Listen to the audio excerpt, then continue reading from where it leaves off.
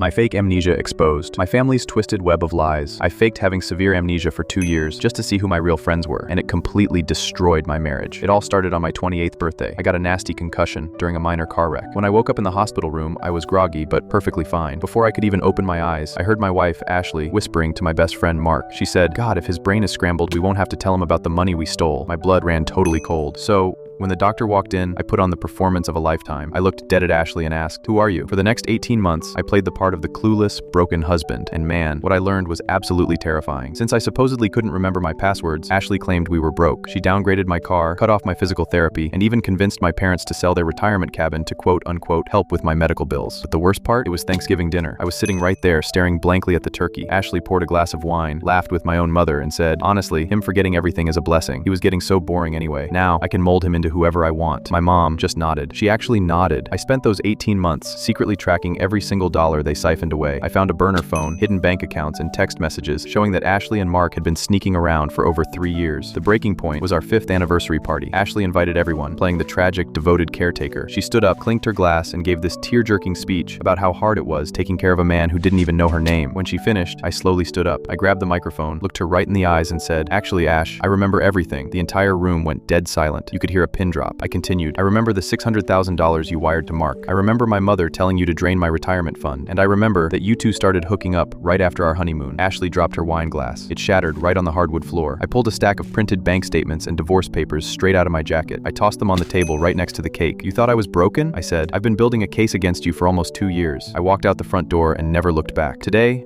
I'm 32, running my own startup and living my absolute best life. Ashley, she's facing felony fraud charges, and my mom won't stop leaving me desperate voicemails begging for forgiveness. Sometimes people ask me if playing dumb was worth the pain. Honestly, losing them was the best thing that ever happened to me.